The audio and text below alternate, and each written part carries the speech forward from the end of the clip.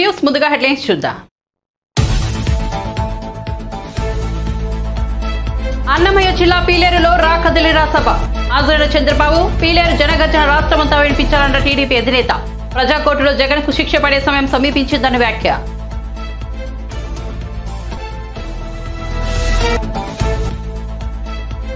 భీమిలి నియోజకవర్గంలో వైసీపీ సిద్ధం సభ. హాజరైన సీఎం జగన్, పద్మవ్యూహంలో చిక్కుకోవడానికి నేనేమి అభిమన్యుని కాను, అర్జునుడేనని వెల్లడి.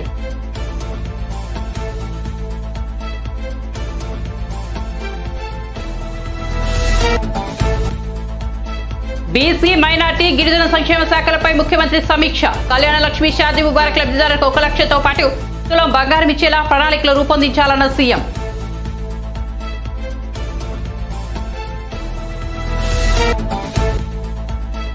గుండ్లకమ్మ ప్రాజెక్టును పరిశీలించిన షర్మిల, 750 కోట్లతో వైఎస్ఆర్ ప్రాజెక్టు కడితే జగన్ ప్రభుత్వం మెయింటెనెన్స్ కు కోటి కూడా ఇవ్వడం లేదని మండిపాటు. ఇదేనా వైఎస్ఆర్ ఆశయాలు నిలబెట్టడం అని ప్రశ్న.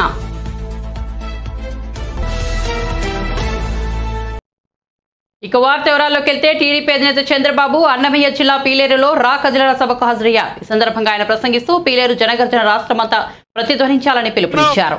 ప్రజాకోర్టులో జగన్ కు శిక్ష పడే సమయం సమీపించిందని, వైసీపీకి కౌంటర్ ప్రారంభమైందని అన్నారు. రాబోయే ఎన్నికలు కురుక్షేత్ర యుద్ధమని, అందులో గెలిచేది టీడీపీ జనసేన కూటమేనని చంద్రబాబు ఉద్ఘాటించారు. భీమిలిలో సీఎం జగన్ సిద్ధం సభ నిర్వహిస్తున్న నేపథ్యంలో చంద్రబాబు స్పందించారు. ఎన్నికలు వస్తేనే జగన్ ప్రజల్లోకి వస్తారని విమర్శించారు. మద్య నిషేధంపై మాట తప్పిన వ్యక్తి జగన్, అలాంటి వ్యక్తికి ఓటు అడిగే హక్కు లేదని స్పష్టం చేశారు. అబద్దాలు చెప్పడంలో జగన్ పీహెచ్డీ చేశారని, 10 రూపాయలు ఇచ్చి 100 రూపాయలు దోచుకోవడమే ఆయన విధానమని వివరించారు. ఇలాంటి జలగ మనకెందుకు, మరోసారి చెప్తున్నా వైనాట్ పులివెందల అంటూ చంద్రబాబు ప్రకటించారు. జగన్ ఇప్పుడు ఎన్నికలు వస్తున్నాయి, ఎన్నికల సమయంలో మాట్లాడుతున్నాడు సిద్ధమని, మీటింగ్లు పెడతాడంట. నేను అడుగుతున్నా, ఆయన ప్రచార సభలకు సిద్ధమైతే అవినీతి డబ్బులుందని ఎక్కడికక్కడ పెద్ద పెద్ద హోర్డింగ్లు పెడుతున్నాడు.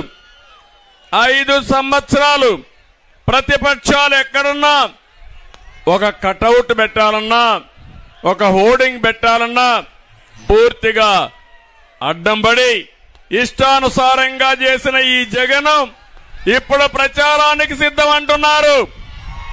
మిమ్మల్ని అడుగుతున్నా, మీరు సిద్ధమవునా కాదా అని మిమ్మల్ని అడుగుతున్నా. మనం చేయాల్సింది, అయ్యా జగన్ రెడ్డి, నీకు అభ్యర్థులు కూడా దొరకడం లేదు. నువ్వు అభ్యర్థుల పేరు చెప్తే వాళ్ళు పారిపోయే పరిస్థితికి వచ్చారు. ఈరోజు ఈ సభ నుంచి చెప్తున్నా, నువ్వు గాని మీ పార్టీ గాని ఎన్నికలకు సిద్ధమని మీరు మాట్లాడితే మిమ్మల్ని ఓడించడానికి ప్రజలు సిద్ధం. అవునా కాదా? ఊరూరా మీరందరూ సిద్ధపడాలి. నేను అడుగుతున్నా మళ్ళా ఒకసారి, మేము సిద్ధంగా ఉన్నామంటే గట్టిగా చప్పట్లు కొట్టి చెప్పండి. విశాఖపట్నంలో మీటింగ్ పెడుతున్నాడు. పీలేరు నుంచి మీ మాటలు నిలబడాలి. మేము సిద్ధమని గట్టిగా చప్పట్లు కొట్టండి మరొకసారి.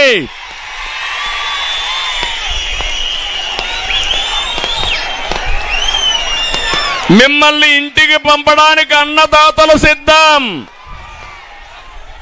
మిమ్మల్ని తరిమి కొట్టడానికి కసితో యువత సిద్ధంగా ఉన్నారు. మీ జెండా పాతి పెట్టడానికి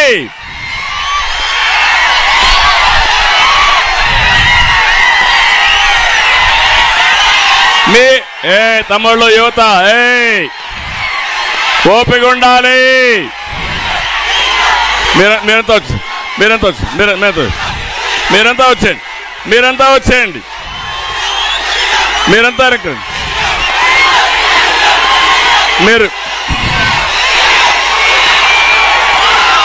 మీరు యువత కూర్చోండి. మీరంతా వచ్చేయండి.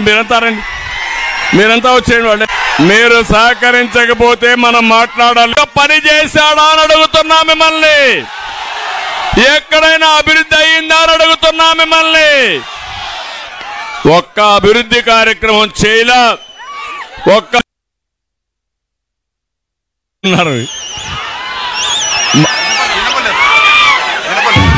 మళ్ళా ఎక్కువ మాట్లాడితే నా గొంతు పోతుంది. ఇంకా చాలా మీటింగ్లు ఉన్నాయి. ఎన్నికలండి. అన్న నందమూరి తారక రామారావు గారి హయాంలోనే ప్రారంభమైనాయి. తెలుగు గంగ మీ జీవితాల్లో వెలుగు వస్తుంది. నేను ఒకటి ఆలోచించాను, రాయలసీమని పండ్ల తోటలకు ఒక హబ్బుగా తయారు చేయాలని. దుర్మార్గులు వచ్చి మొత్తం కూడా ఇబ్బంది పెట్టే పరిస్థితి వచ్చారు. నేను ఆ రోజు సీమ రైతుకి ఏదైతే ఆ రోజు మీరు చూస్తే డ్రిప్ ఇరిగేషన్ కు 90% సబ్సిడీ ఇచ్చా. ఇప్పుడు వస్తా ఉందా అని మిమ్మల్ని అడుగుతున్నా, ఇచ్చారా అని మిమ్మల్ని అడుగుతున్నా. మొన్ననే కడప జిల్లా అన్నమయ్య డ్యాము, అన్నమయ్య జిల్లాలో అన్నమయ్య డ్యాము కొట్టుకొని పోయిందా లేదా అని మిమ్మల్ని అడుగుతున్నా. 40 మంది చనిపోయారు. ఇంతవరకు మళ్ళీ ఆ డ్యాము కట్టారా అని మిమ్మల్ని అడుగుతున్నా. అంటే కనీసం ఒక డ్యాముకు గ్రీసే లేని వ్యక్తులు 3 రాజధానులు కడతా ఉంటే నమ్మతారా తమ్ముళ్ళు అని మిమ్మల్ని అడుగుతున్నా. ఇలాంటి దుర్మార్గమైన ముఖ్యమంత్రి ఎక్కడా ఉండరు. కనీసం అన్నమయ్య డ్యాము కొట్టుకొని పోయి 40 మంది చనిపోతే 450 కుటుంబాలకు ఇళ్లు కూడా కొట్టుకొని పోతే కట్టారా ఇండ్లు అని అడుగుతున్నా. ఇంతవరకు ఆ ఇండ్లు కట్టిన దాఖలాలు లేవు. కనీసం అందరికీ 1 లక్ష రూపాయల చొప్పున పారితోషికం ఇచ్చిన పార్టీ, ఇచ్చిన ట్రస్ట్ వచ్చి ఎన్టీఆర్ మెమోరియల్ ట్రస్ట్ అని చెప్పి కూడా నేను మీకు తెలియజేస్తున్నా. ఏపీ సీఎం జగన్ భీమిలి నియోజకవర్గం సంఘీవలసలో ఏర్పాటు చేసిన వైసీపీ సిద్ధం బహిరంగ సభకు హాజరయ్యారు. సీఎం జగన్ తన ప్రసంగంలో వివక్షాలను ఏకిపారేశారు. భీమిలిలో తనకు అటు సముద్రం ఇటు జనసముద్రం కనిపిస్తోందని వ్యాఖ్యానించారు. సభకు వచ్చిన ప్రతి ఒక్కరిలోనూ ఒక్కో సేనాధిపతి కనిపిస్తున్నారని అన్నారు. ఇటుపక్క పాండవ సైన్యం ఉంటే అటుపక్క కౌరవ సైన్యం ఉందని, ఈ యుద్ధంలో చంద్రబాబు సహా ప్రతి ఒక్కరూ ఓడిపోక తప్పదని సమరోత్సాహం ప్రదర్శించారు. పద్మవ్యూహంలో చిక్కుకోవడానికి తాను అభిమన్యుడిని కాదని తాను అర్జునుడని సీఎం జగన్ పేర్కొన్నారు. ఈ అర్జునుడికి తోడు శ్రీకృష్ణుడు వంటి ప్రజలు తోడున్నారని చెప్పుకొచ్చారు. ఈసారి ఎన్నికల్లో వైసీపీకి 175కి 175 సీట్లు రావడం ఖాయమని ధీమా వ్యక్తం చేశారు. మంచి చేయగలిగాం కాబట్టి ఈ రోజు నేను గర్వంగా కూడా చెప్తా ఉన్నాను. ఇలా మంచి చేయగలిగాం కాబట్టి ఈరోజు మీలో ఎవరైనా సరే, మన పార్టీలో ఎవరైనా సరే ఏ పదవికి పోటీ చేసినా, వార్డు మెంబర్ దగ్గర నుంచి ఎంపీటీసీ దగ్గర నుంచి జెడ్పీటీసీ దగ్గర నుంచి కార్పొరేటర్ దగ్గర నుంచి ఇంకా ఏ పదవైనా, ఎమ్మెల్యే అయినా, ఎంపీ అయినా అలా చేయగలిగాం కాబట్టి మనలో నుంచి ఏ ఒక్కరైనా ఏ పదవికైనా పోటీ చేసినా ప్రజలందరూ కూడా మామూలు మెజారిటీతో కాదు, గొప్పదైన మెజారిటీతో మనల్ని గెలిపించి ఆ స్థానాల్లో కూర్చోబెడతారు.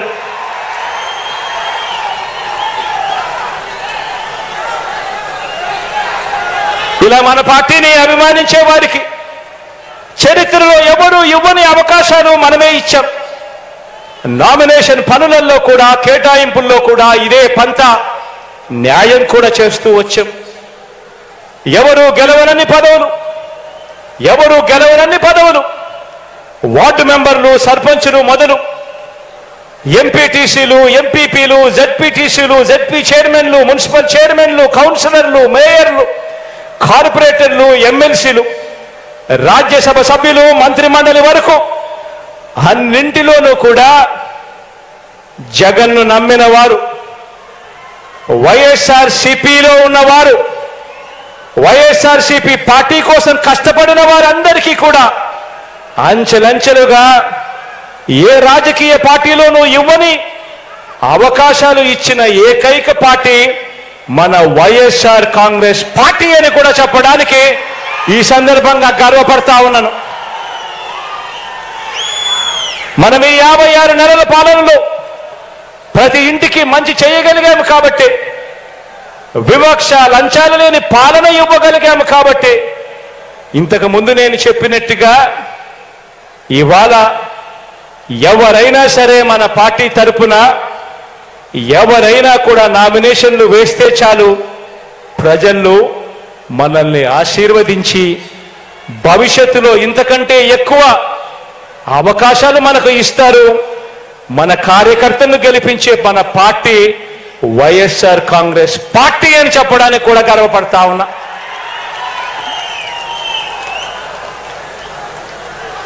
ఇప్పుడు మనం చేయాల్సిందల్లా ఒకటే.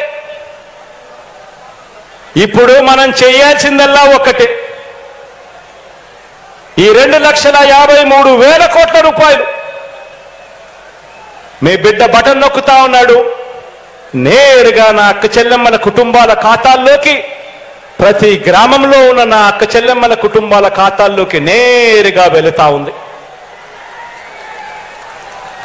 అలా వెళ్ళేటప్పుడు ఎవరు లంచాలు అడగడం లేదు, ఎవరు వివక్ష చూపడం లేదు. నేరుగా మీ బిడ్డ బటన్ నొక్కుతా ఉన్నాడు, నేరుగా ప్రతి గ్రామంలో ఉన్న నా ప్రతి అక్క ప్రతి చెల్లెమ్మ కుటుంబాల ఖాతాల్లోకి నేరుగా పోతా ఉంది. ఈరోజు నేను గర్వంగా కూడా చెప్తా ఉన్నాను, రాష్ట్రంలో ఈరోజు 84% మంది రూపాయలు చంద్రబాబు వారి వ్యూహాలలో, వారి కుట్రల్లో, వారి కుతంత్రాలలో, మోసపూరిత వాగ్దానాల్లో, వెన్నుపోట్లు, పొత్తులు, ఎత్తులు, జిత్తుల పద్మవ్యూహం కనిపిస్తా ఉంది అక్కడ. కానీ పద్మవ్యూహంలో చిక్కుకొని వారి బాణాలకు బలైపోవడానికి ఇక్కడ ఉన్నది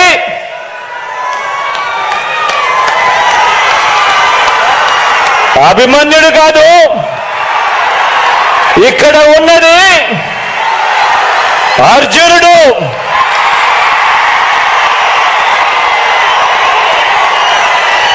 ఆ అర్జునుడికి తోడు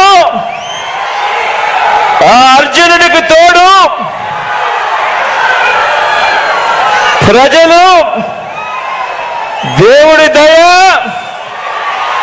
ఇక్కడ ఉన్న నా అన్నదమ్ములు, నా అక్క చెల్లెమ్మలందరూ, ఇంతమంది కార్యకర్తలు, ఇంతమంది అన్నదమ్ములు, ఇంతమంది తోడు కృష్ణుడి రూపేణ మీ అర్జునుడికి, మీ బిడ్డకు ఇంతటి అండదండలిస్తా ఉన్న పరిస్థితులు ఇక్కడ ఉన్నాయి కాబట్టి మీ బిడ్డ భయపడడు. ప్రకాశం జిల్లాలోని గుండ్లకమ్మ ప్రాజెక్టును ఏపీసీసీ అధ్యక్షులు వైఎస్ షర్మిల, ఆ పార్టీ సీనియర్ నేతలు రఘువీరారెడ్డి, పల్లంరాజు, గిడిగ రుద్రరాజు తదితర నేతలు సందర్శించారు. ఈ సందర్భంగా మీడియాతో మాట్లాడిన షర్మిల వైసీపీ ప్రభుత్వంపై విరుచుకుపడ్డారు. 750 కోట్లు పెట్టి వైఎస్ఆర్ గుండ్లకమ్మ ప్రాజెక్టు కడితే ప్రాజెక్ట్ మెయింటెనెన్స్ కోసం వైసీపీ ప్రభుత్వం ఏడాదికి కనీసం ₹1 కూడా ఇవ్వడం లేదని విమర్శించారు. ప్రాజెక్టును సందర్శించడానికి ఇక్కడ ప్రకాశం జిల్లాలో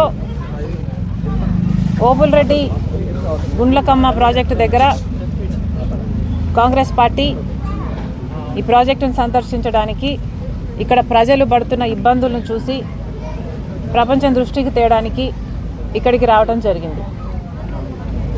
ఈ ప్రాజెక్టు రాజశేఖర రెడ్డి గారు జలయజ్ఞంలో భాగంగా తలంచిన ప్రాజెక్టు. ఈ ప్రాజెక్టు వల్ల దాదాపు 1,00,000 ఎకరాలకు సాగునీరే కాకుండా ఒంగోలు పట్టణంతో పాటు 12 మండలాలు తాగునీరు కూడా ఇచ్చే ప్రాజెక్టు. 16 నెలల క్రితం ఒక గేటు కొట్టుకుపోయింది, 3 నెలల క్రితం ఇంకొక గేటు కూడా కొట్టుకుపోయింది. కేవలం మెయింటెనెన్స్ లేక ఈ ప్రమాదం జరిగింది అని ఎస్సీ గారే స్వయంగా చెప్పడం జరుగుతుంది. 5 సంవత్సరాలుగా ఈ ప్రాజెక్టు మెయింటెనెన్స్ చేస్తున్నా ఈరోజు ఈ ప్రమాదం వచ్చేదే కాదు. జగనన్న గారు గత 5 సంవత్సరాలుగా ముఖ్యమంత్రిగా ఉన్నారు. జగనన్న గారు రాజశేఖర రెడ్డి గారి ఆశయాలను నిలబెడుతున్నాను అంటున్నారు. రాజశేఖర రెడ్డి గారు 750 కోట్లు పెట్టి ఈ ప్రాజెక్టును కడితే మీరు కనీసం సంవత్సరానికో లేకపోతే 2-3 సంవత్సరాలకు ఒకసారో 2 కోట్లో 4 కోట్లో రిలీజ్ చేసినా ఈ మెయింటెనెన్స్ పనులు జరుగుతాయి. మీకు కనీసం ప్రాజెక్టు మెయింటైన్ చేసే ఇంగితం కూడా లేదు అంటే మరి మీరు రాజశేఖర రెడ్డి గారి ఆశయాలను ఎలా నిలబెడుతున్నారో వైసీపీ నాయకులు సమాధానం చెప్పాలి. సంబంధిత మంత్రి అయితే సంక్రాంతి డాన్సులు చేస్తాడంట తప్ప పని చేయడట. ఇక్కడ ఏ మాత్రం మెయింటెనెన్స్ ఉన్నా ఈ ప్రమాదం జరుగుండేది కాదు. ఈరోజు ఒంగోలు పట్టణం సైతం మంచినీళ్లు రావటం లేదు, ఒక రోజు ఇచ్చింది లేదు. ఈరోజు కనీసం 2-3 రోజులకు ఒకసారి కూడా నీళ్లు రావట్లేదు తాగడానికి. నేను చెప్తున్నది తాగే నీళ్ళు, మంచినీళ్ళ కోసం. రాజశేఖర రెడ్డి గారి సంక్షేమ పాలనే మేము అందిస్తున్నామని చెప్పుకుంటున్న మీరు కనీసం రాజశేఖర రెడ్డి గారు కట్టిన ప్రాజెక్టును మెయింటెనెన్స్ కూడా మీరు చేయకపోతే మీరు ఎలా వారసులు అవుతారు? మీరు ఎలా రాజశేఖర రెడ్డి గారి ఆశయాలు నిలబెడతారో మాకైతే అర్థం కావటం లేదు. ఇప్పటికైనా వెంటనే ఏదైనా చేయకపోతే ఈ ప్రాజెక్టు మొత్తము కూలిపోయే ప్రమాదం ఉందని ఎస్సీ గారు ఎప్పటి నుంచో మేము 2020 నుంచి అడుగుతున్నాము, మరమ్మతులు చేయాల్సిన అవసరం ఉంది అని ప్రతి సంవత్సరము అడుగుతున్నాము, కానీ ప్రభుత్వం పట్టించుకోవట్లేదు అంటున్నారు. 10 కోట్లు ఇచ్చినా కూడా ఈ రోజు చేయాల్సిన మరమ్మతులు అయితేనేమి, రీప్లేస్మెంట్లు అయితేనేమి చేసుకుంటే ప్రాజెక్టు నిలబడుతుంది. లేకపోతే ఈ ప్రాజెక్టు నిలబడే అవకాశమే లేదు, మొత్తం నాశనం అయిపోతుంది, అసలు ప్రాజెక్టు కట్టి కూడా వృధా అయిపోతుంది అని చెప్తున్నారు.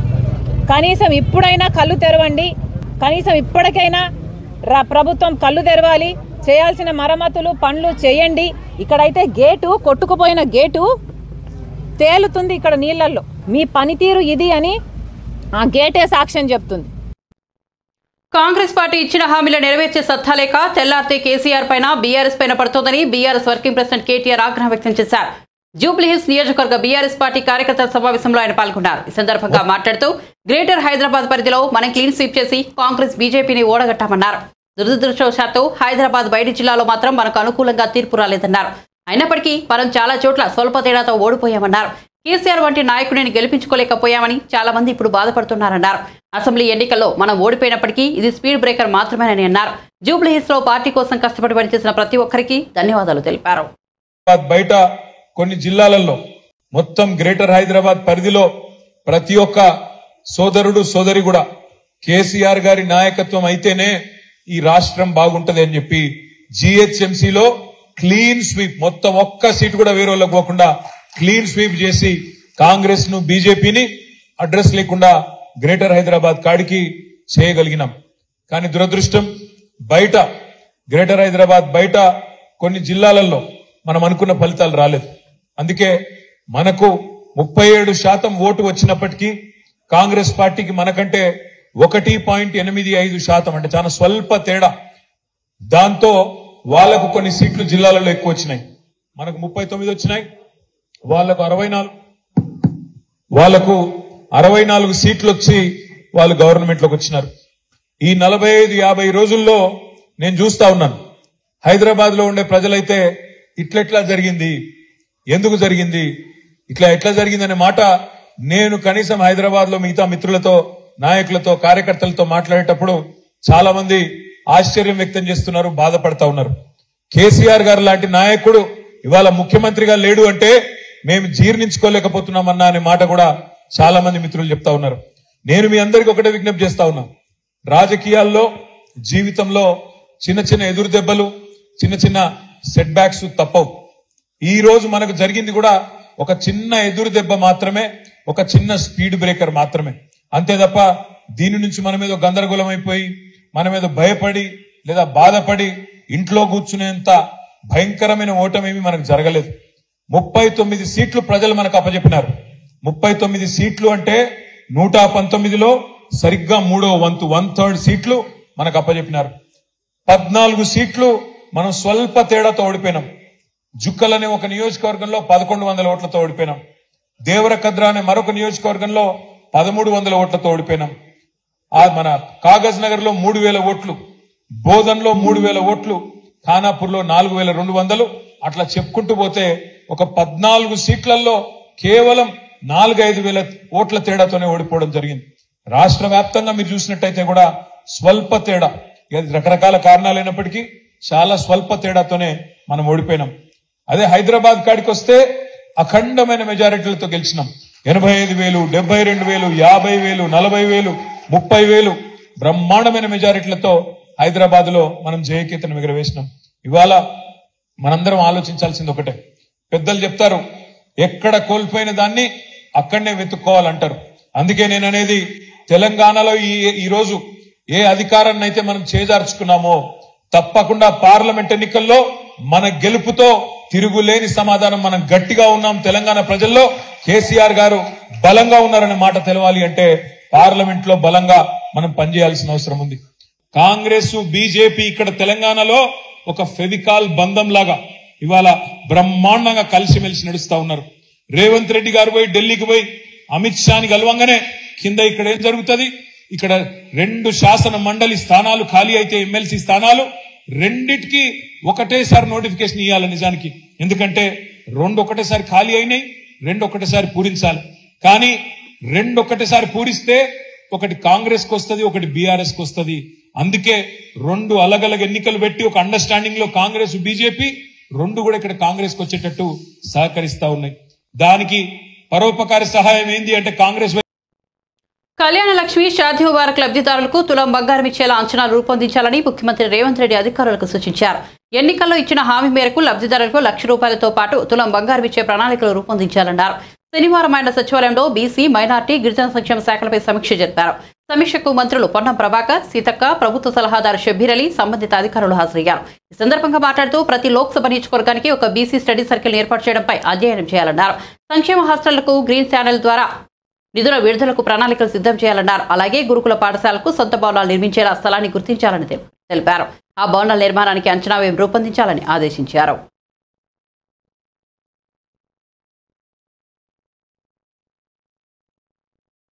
మాజీ ఎమ్మెల్యే తీగల కృష్ణారెడ్డి ముఖ్యమంత్రి రేవంత్ రెడ్డి మర్యాదపూర్వకంగా కలిశారు.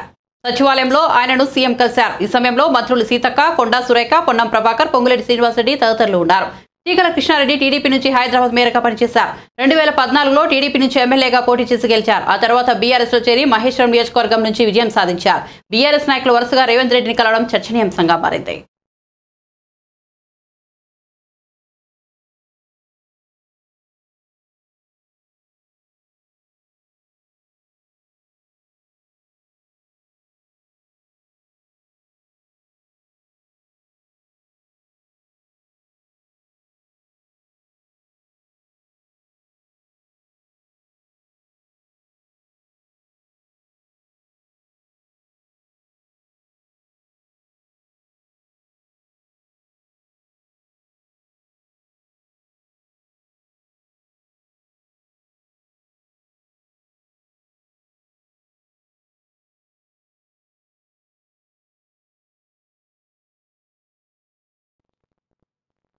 బీఆర్ఎస్ పార్టీ తెలంగాణ ఉద్యమం నుంచి ఇప్పటి వరకు అనేక ముళ్లబాటను చూసిందని మాజీ మంత్రి ఎమ్మెల్యే హరీష్ రావు పేర్కొన్నారు. శనివారం సిద్దిపేట కొండామలియా గార్డెన్లో ఏర్పాటు చేసిన బీఆర్ఎస్ కృతజ్ఞత సభలో ఆయన మాట్లాడారు. బీఆర్ఎస్ కు ఉద్యమాలు, దాడులు, బెదిరింపులు కొత్తవి కాదని అన్నారు. నాడు 10 సీట్లు వచ్చినా వెనకడుగు వేయలేదని వెల్లడించారు. పదవి లేని కార్యకర్తలు కూడా వచ్చి ఆడ నిలబడు పెద్ద సినిమా చూపిస్తున్నారు కూడా మనం పెద్ద బాధపడాల్సిన అవసరం లేదు. వాస్తవానికి మనకు రాష్ట్రం మొత్తంలో చూస్తే 1.8% ఓట్లు మాత్రమే తక్కువ వచ్చినాయి. మొత్తం తెలంగాణలో 4 లక్షల ఓట్లు మనకు వచ్చుంటే గవర్నమెంట్ మనది. అంటే మనమేమి ప్రజలు పూర్తిగా తిరస్కరించిన సందర్భంగా దగ్గరికి వచ్చి కొద్ది మెజార్టీతో మనం 1.8%తో ఇవాళ ప్రభుత్వాన్ని కోల్పోయాం. దాదాపు 39 ఎమ్మెల్యేలు గెలిచాం. మనం మంచి అద్భుతమైన విజయాల్ని కూడా మనం సాధించాం. అయితే ఈ 1.8%తో మిస్ అయినాం కదా, ఇక్కడికేదో అయిపోయిందని మనం బాధపడద్దు. తప్పకుండా భవిష్యత్తు మనకు ఉంటుంది. చరిత్రలో మన దక్షిణ భారతదేశంలో 3ఓసారి ఏ ప్రభుత్వం రాలే. ఈసారి మనం తెచ్చుకుంటామేమో, హ్యాట్రిక్ కొట్టి రికార్డు సృష్టిస్తామో అని అనుకున్నాం. కేరళ కానీ, తమిళనాడు కానీ, ఆంధ్రప్రదేశ్ కానీ, మరి కర్ణాటక కానీ ఎక్కడ కూడా మూడోసారి వరుసగా ఒక ప్రభుత్వం వచ్చిన సందర్భం మన దక్షిణ భారతదేశంలో లేదు. సో మనం 2 సార్లు అయినా మూడోసారి కూడా వస్తుంది అనుకున్నాం, సరే రాలేకపోయాం. మొన్న హైదరాబాద్లో కూడా కార్యకర్తల మీటింగ్ జరిగింది. కొంతమంది మా గౌరవ సర్పంచులు కౌన్సిలర్లు కూడా అయ్యో మమ్మల్ని పిలవలేదని బాధపడ్డట్టు తెలిసింది. వాస్తవానికి ఏంటంటే ఆడ 400 మందితోనే మీటింగ్. ఒక పార్లమెంట్ కాన్స్టిట్యున్సీకి 400 మంది అంటే నియోజకవర్గానికి 60 మందినే రమ్మన్నారు. మరి 60 అన్నప్పుడు నా పరిస్థితి ఏంటంటే ఎవరిని కాదని లేనటువంటి పరిస్థితి. కొంతమంది పిలవకుండా వచ్చిండ్రు. ఆ పిలవకుండా వచ్చిన వాళ్ళతో పంచాయతీ వచ్చింది. ఆయన పోయింది నన్ను విలువలేదని మీరు అనుకున్నారు. సో దాంతో ఎవరు కూడా బాధపడొద్దు. అయితే చాలా వివరాలు కూడా మాట్లాడుకున్నాం అక్కడ. చాలా విషయాలు కూడా చెప్పారు, రకరకాల సూచనలు కూడా వచ్చాయి. మనకు ఈ బంధులు కొంత ఇబ్బంది పెట్టిన ఈ దళిత బంధు బీసీ బంధు మన పార్టీకి నష్టం చేసిందని కొంతమంది కార్యకర్తలు చెప్పారు. హౌసింగ్ ప్రోగ్రామ్ను ఇంకా కొంత ముందు స్టార్ట్ చేసి ఉండే అది దాని విషయంలో కొంత నష్టం జరిగిందని చెప్పారు. ఇంక ఇట్లా రకరకాల మంచి సూచనలు వచ్చినాయి. మనము పనులు బాగా చేసినాం, అంత ఆన్లైన్ చేసినాం. ఓట్లకు పోయే వరకు నువ్వు ఇచ్చినావా, గవర్నమెంట్ ఇచ్చింది పో అంటారు వాళ్ళు. అది కార్యకర్త యొక్క ఉద్యమకారుడి యొక్క కొంత గౌరవం పెంచేది ఉండే. 5 లక్షల రైతు బీమా వస్తే చక్కగా పోయి బ్యాంకులో పడ్డది. ఆ ఇచ్చిన పేరు మనది లేదు. వాడు కాంగ్రెస్ ఉత్త దరఖాస్తుకే పెద్ద వాళ్ళు పదవి లేని కార్యకర్తలు కూడా వచ్చి ఆడ నిలబడు పెద్ద సినిమా చూపిస్తున్నారు. మనం 5 లక్షలు చెక్ ఇస్తే కూడా కనీసం చెప్పుకోలేదు. అది చక్కగా పోయి బ్యాంకులో పడు ఫోన్లు మోగుడు. ఇటీవల సంక్రాంతి సందర్భంగా విడుదలైన చిన్న సినిమా హనుమాన్ పెద్ద విజయాన్ని సొంతం చేసుకుంది. ఎలాంటి అంచనాలు లేని ఈ సినిమా బాక్సాఫీస్ వద్ద కలెక్షన్ల వర్షం కురిపించింది. తేజ సజ్జా ప్రధాన పాత్రలో ప్రశాంత్ వర్మ దర్శకత్వంలో వచ్చిన హనుమాన్ చిత్రం సంక్రాంతి కింగ్ గా నిలిచింది. కాగా హనుమాన్ చిత్ర బృందం తాజాగా హైదరాబాద్ లో కృతజ్ఞత సమావేశం ఏర్పాటు చేసింది. ఈ కార్యక్రమానికి ముఖ్య అతిథిగా ప్రఖ్యాత చిలుకూరు బాలజాలే ప్రధాన పూజారి రంగనాథన్ హాజరయ్యారు. ఈ సందర్భంగా ఆయన టీనేజర్లలో ఆత్మహత్యలు పెరుగుతున్నాయని ఆందోళన వ్యక్తం చేస్తూ చాలా మందికి తెలియని ఓ పురాణ అంశాన్ని ఆయన వెల్లడించారు.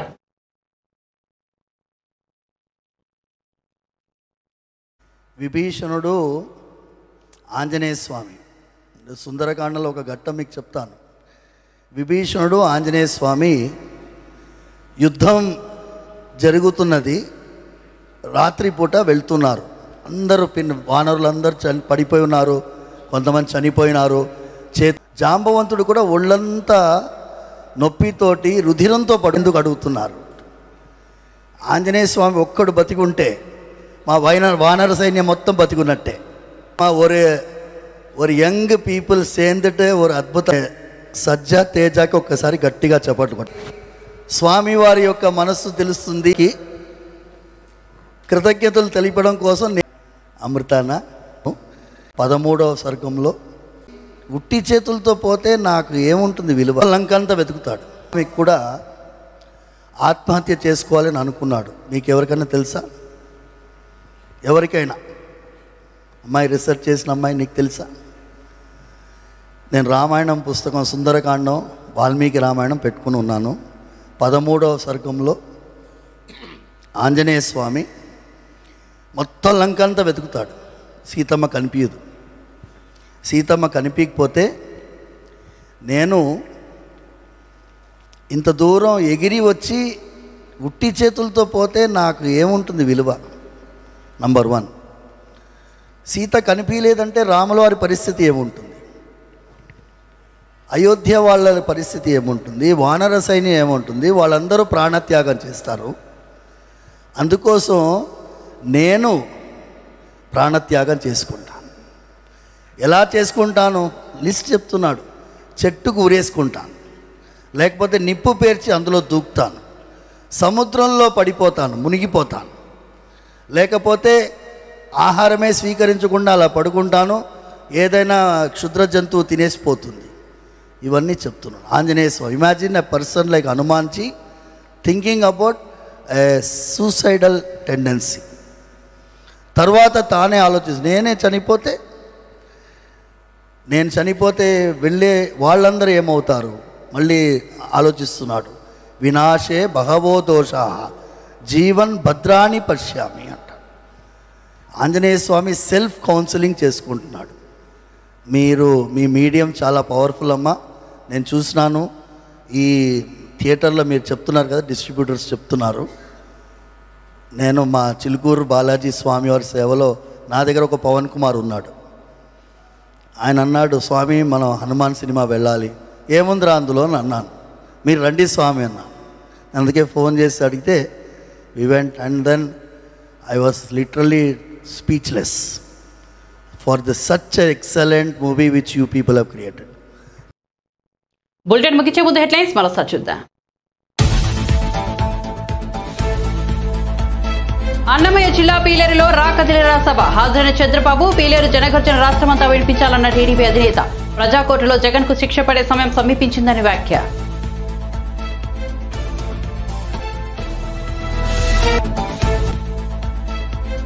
భీమిలి నియోజకవర్గంలో వైసీపీ సిద్ధం సభ. హాజరైన సీఎం జగన్, పద్మవ్యూహంలో చిక్కుకోవడానికి నేనేమి అభిమన్యుని కాను, అర్జునుడినే వెల్లడి.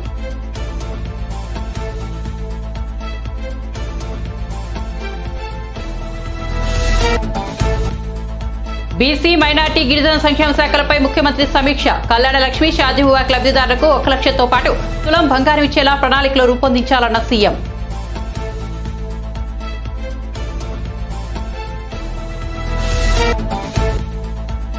గుండ్లకమ్మ ప్రాజెక్టును పరిశీలించిన షర్మిల, 750 కోట్లతో వైఎస్ఆర్ ప్రాజెక్టు కడితే జగన్ ప్రభుత్వం మెయింటెనెన్స్ కోటి కూడా ఇవ్వడం లేదని మండిపాటు. ఇదేనా వైఎస్ఆర్ ఆశయాలను నిలబెట్టడం అనే ప్రశ్న.